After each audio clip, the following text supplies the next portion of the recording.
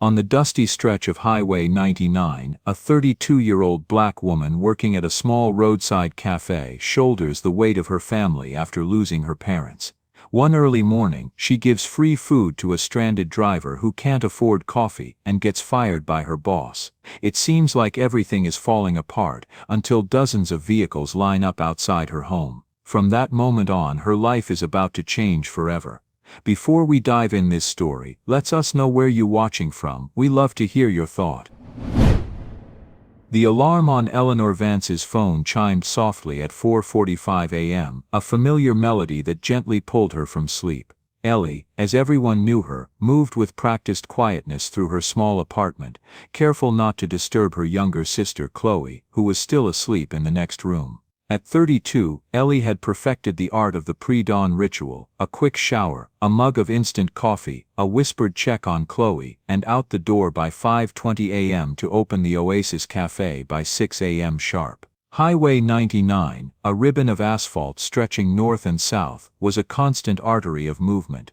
The Oasis Café sat squarely at the edge of the small town of Harmony Ridge, a consistent stop for the eclectic mix of travelers, commuters and artists who traversed the route day and night. Ellie had managed the morning shift for 4 years now, ever since her parents had passed, leaving her responsible for Chloe and the stack of bills that seemed to multiply daily. The tips were modest, but the people who passed through, the road family, as she thought of them, were good souls, often better than those she encountered in her daily life outside the cafe's walls. Her aunt had once suggested she pursue a career more aligned with her knack for baking, something that utilized her creative spirit, but Ellie knew the cafe offered stability, a place where she could consistently earn. These travelers, these artists, these everyday people on their journeys, they were the heartbeat of the highway, moving stories and dreams across thousands of miles. They deserved kindness, not just transactional service. "Morning Sparkle," bellowed Maestro Mike, his tour bus, a behemoth, rumbling into the small parking lot. The nickname had stuck after Ellie started remembering everyone's usual orders and asking about their families. Maestro Mike, a veteran tour manager and bus driver, took his coffee black with 2 creams and always had anecdotes about his grandkids' latest musical performances back in Cleveland. Ellie unlocked the cafe's front door, flipping on the warm lights. The comforting scent of brewing coffee and sweet pastries greeted her. She started the first batch of coffee, the good stuff, a rich blend she'd convinced the owner, Mr. Sterling, to keep, even as he systematically cut corners elsewhere. The morning routine was always the same: check the display case, refill the coffee station, ensure the restrooms were spotless. Travelers worked hard, often on tight schedules, and deserved a clean, welcoming stop. It was a principle she'd carried from her upbringing in a small, close-knit town: treat people with the same respect you hope to receive.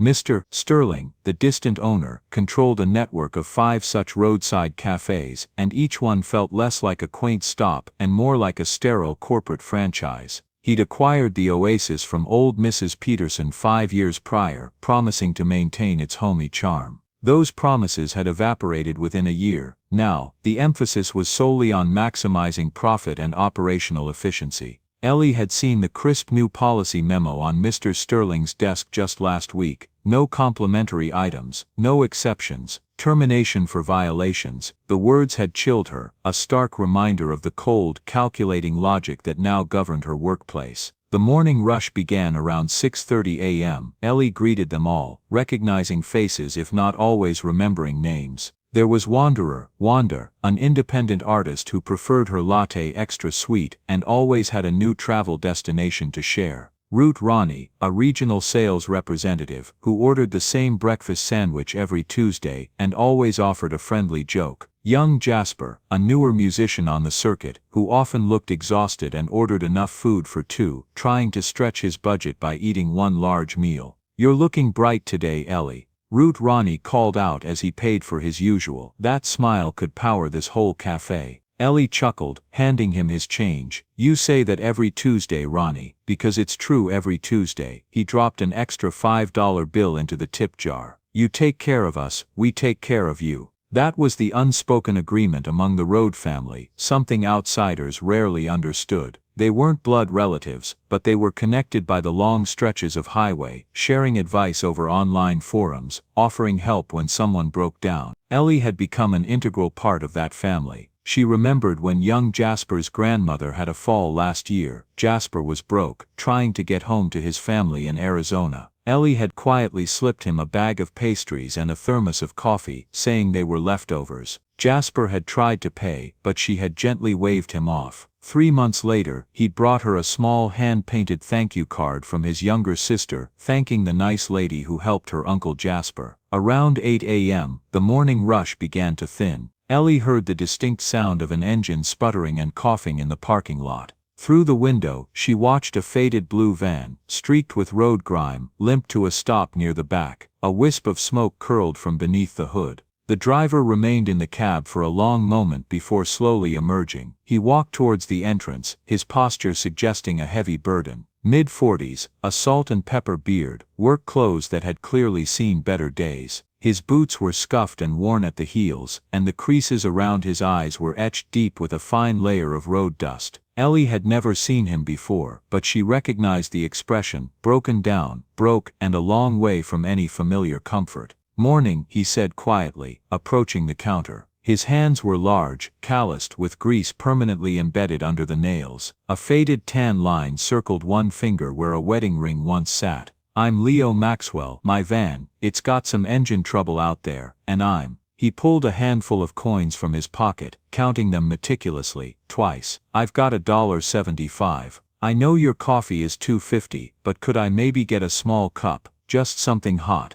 Ellie noticed the slight tremor in his hands as he counted the meager coins. This wasn't just about being a bit short on cash. This was a man at the end of his rope, clutching desperately to his dignity while reaching out for help. She glanced towards the back office where Mr. Sterling was hunched over his laptop, likely calculating new ways to increase profit margins. The new policy was crystal clear: no freebies, no exceptions, but this was Leo Maxwell, and he was asking for help. "You know what?" Ellie said, reaching for the largest cup they had. "It's been a quiet morning. This coffee is just going to go stale anyway." She filled it to the brim, then grabbed a blueberry scone from the warmer. "And this scone is from yesterday. Can't sell day-old food, company policy." Leo's tired eyes widened, a flicker of surprise in their depths. "Ma'am, I can't let you. Travelers take care of travelers," Ellie said, sliding both items across the counter. "You just pay it forward when you can." Leo's voice cracked slightly. 23 years I've been on the road, playing gigs, traveling, and I've never—" He shook his head slowly. "Thank you. What's your journey name?" Ellie asked, trying to keep the moment light.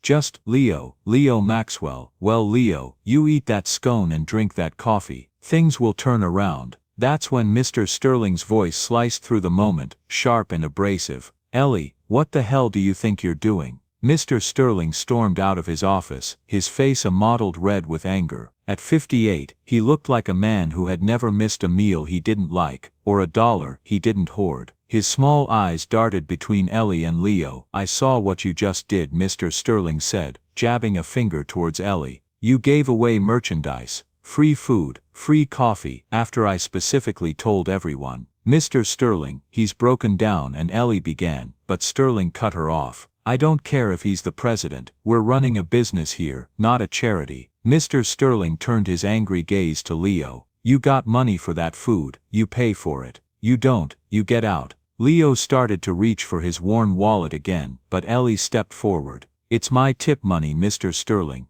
I paid for it." "Like hell you did. I watched you take it from inventory." Mr. Sterling's voice was rising, drawing stares from the few customers still in the cafe. Maestro Mike had paused mid-bite of his croissant. Wanderer Wanda was shaking her head slowly, a grim expression on her face. "You're fired, Ellie," Mr. Sterling announced, his voice echoing in the sudden silence. "Clean out your stuff and get out now." The words landed like a physical blow. Ellie felt the blood drain from her face, leaving her cold. "Mr. Sterling, please, I've worked here 4 years, I've never been late, never called in sick, and now you're stealing from me. Security cameras saw everything. You walk out now or I call the police." The cafe fell silent, broken only by the gentle hum of the refrigerator unit and the distant murmur of traffic outside. Leo stood frozen, the coffee cup halfway to his lips. "This is wrong," Leo said quietly, his voice low but firm. "This is business," Mr. Sterling snapped. "Ellie, you've got 5 minutes to get your stuff and get out." Ellie's hands trembled as she untied her apron. 4 years of her life, gone. Chloe's school supplies, the rent, groceries, it all flashed through her mind in a painful montage. She grabbed her purse from under the counter and walked towards the back room to get her jacket. "Ellie, wait," Leo called out, but she was already pushing through the employee door. Maestro Mike slowly rose from his seat, his large frame filling the space. "Sterling," he said, his voice quiet but laced with steel, "you just made the biggest mistake of your life." "Yeah, and what are you going to do about it, old man?" Sterling scoffed. Maestro Mike smiled, but there was no warmth in it. "You'll find out." Ellie sat in her old car for a moment, her hands gripping the steering wheel, fighting back tears. Through the window, she could see Leo talking animatedly to Maestro Mike, who had witnessed the entire scene. Other regular travelers were gathering, shaking their heads. Wanderer Wanda was furiously typing something into the small tablet she always carried. As Ellie slowly pulled away from the cafe, she didn't see Leo walk back to his van, pull out his phone, and open a private online forum, a hub for travelers and musicians along Highway 99. "Heads up, everyone on the 99 network. This is Leo Maxwell. We've got a situation at Sterling's Oasis Café at Harmony Ridge. Need every traveler on this channel to listen up."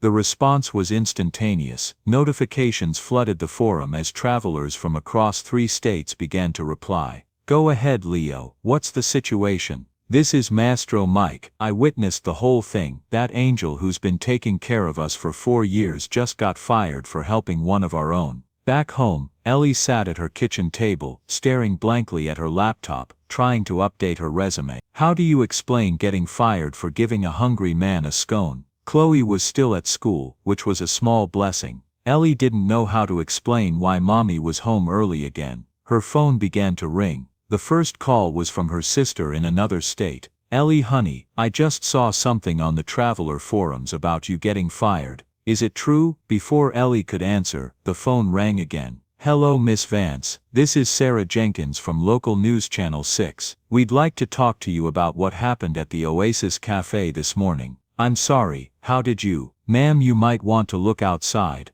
Ellie walked to her front window and nearly dropped the phone. Vehicles, dozens of them. Vans, RVs, cars, motorcycles, even a few small tour buses, lined up along her quiet street, curving around the corner, filling every available space. The deep rumble of various engines filled the air like distant thunder. She stepped outside, bewildered. Drivers and passengers were climbing down from their vehicles, walking towards her house. She recognized some of them. Maestro Mike, Root Ronnie, Wanderer Wander, but most were strangers, travelers from other routes, other states. License plates from Texas, California, Florida, New York were visible. Leo Maxwell emerged from the crowd, still wearing the same worn clothes, but now he was smiling. "Ellie Vance," he said, extending his hand. "I never properly introduced myself." What is this?" Ellie managed to ask, her voice barely a whisper. "This," Leo gestured to the assembled crowd, "is what happens when word gets out that someone hurt the guardian of Highway 99. Maestro Mike stepped forward, his weathered face serious. "Ellie honey, we've been talking on our networks for the last 2 hours. Word travels fast out here. Everyone knows what you did for Leo, and everyone knows how Sterling treated you. I don't understand." "Travelers stick together," said Wanderer Wanda, her voice carrying the authority of someone who had earned respect in a constantly moving community. "But more than that, we remember kindness. You've been taking care of travelers on this route for 4 years, remembering their stories, asking about their families, making sure the coffee was always fresh. You helped young Jasper when his grandmother was in the hospital," called out another driver, Ellie barely recognized. "Gave him food for the road, wouldn't take payment. You let me use your phone when mine died, and my spouse was in labor," added a quiet woman. "Stayed late so I could call the hospital. You gave my daughter directions to the nearest clinic when she had an allergic reaction," said a man Ellie vaguely remembered. "Probably saved her life." Ellie felt tears streaming down her face. "You all came here for me. We came here for family, Leo said simply. See, after you left, I got on the network, started telling the story. How you treated me with dignity when I was at my lowest. How you got fired for showing basic human kindness. Maestro Mike picked up the story. Leo's tale spread from forum to forum, state to state. By noon, every traveler on Highway 99 knew what happened. By 1 o'clock, they were rolling. A local news van pulled up, followed by another. A reporter with a microphone pushed through the crowd. Ma'am, is it true you were fired for giving free coffee to a stranded traveler? Before Ellie could answer, Leo stepped in front of the camera. This woman, Eleanor Vance, represents everything good about the traveling community. She saw someone in need and helped, no questions asked. She got fired for it. But she's about to learn something important about us. Which is, the reporter asked, we take care of our own. Maestro Mike handed Ellie an envelope. We took up a collection. Every traveler who heard the story contributed something. Ellie opened the envelope with shaking hands. Inside was more money than she had ever seen at once. Checks, cash, confirmation of online transfers. $52,000, Leo said quietly. And more coming in every hour. Ellie's knees almost buckled. I can't. This is too much. It's not charity, Wanderer Wanda said firmly. It's an investment. See, we know you've always wanted your own place. Well, turns out old Mr. Henderson is selling his little bakery over on Route 10. He heard the story, called Maestro Mike, says he'll sell to you at cost. He's retiring anyway. The bank called too, added Maestro Mike. As soon as this story hit social media, they called offering financing. Seems public pressure works wonders on loan officers. And said a woman Ellie didn't recognize. Horizon Hospitality called. They heard about Sterling firing you and want to offer you a management position at their new flagship bistro. A sleek black sedan pulled into the chaos, and Mr. Sterling climbed out. His face was pale. He pushed through the crowd towards Ellie, looking smaller somehow among all the imposing vehicles and the determined faces of the travelers. Ellie, look, maybe I was hasty. You were wrong, Leo said, stepping between them. I'm talking to Ellie, Mr. Sterling's voice had lost its earlier authority. Ellie, your job's still there. I'll even give you a raise, 25%. The assembled travelers laughed, but there was no humor in it. My business is down 85% already, Mr. Sterling continued desperately. These travelers are boycotting me. I need you back. Maestro Mike stepped forward, his massive frame casting a shadow over Mr. Sterling. Let me make something clear to you, friend. Eleanor Vance is family to every traveler on this road. What you did today, firing her for showing kindness, that's not something we forget. From this moment forward, Wanderer Wanda added, her voice resonating with conviction, Sterling's Oasis Café chain is blacklisted. Every traveler, every tour group, every guide will know what you are. Ellie looked at this man who had humiliated her, who had chosen profit over basic human decency. Then she looked at the faces around her, dozens of people who had driven hundreds of miles because she'd shown kindness to one of them.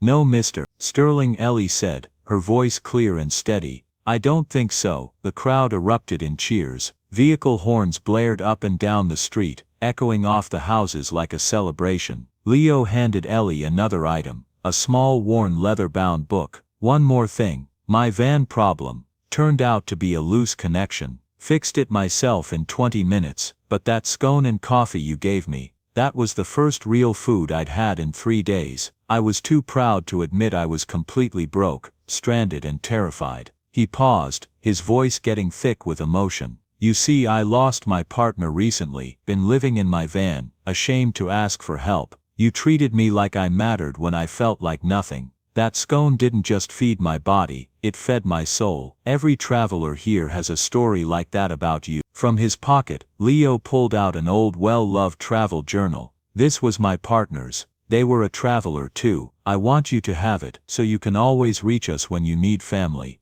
The news crew was getting it all on camera. Within hours, the story would be trending on social media. The Guardian of Highway 99 would generate millions of views. But right now, in this moment, it was just Ellie, surrounded by her road family. An older traveler with a weathered guitar case stepped forward. Ma'am, I want you to know that I called my grandchild after hearing your story. They've been wanting to quit art school because people look down on them for being from a road family. Your story reminded them that kindness and dignity matter more than what people think. So what do you say, Ellie? Maestro Mike asked, his eyes gleaming. Ready to be your own boss? Ellie looked around at all the faces, weathered, kind, loyal faces of people who spent their lives moving along America's highways, people who understood that the real value in life wasn't found in profit margins, but in treating each other with dignity and respect. I say, Ellie said, a broad smile spreading across her face, let's go look at a bakery.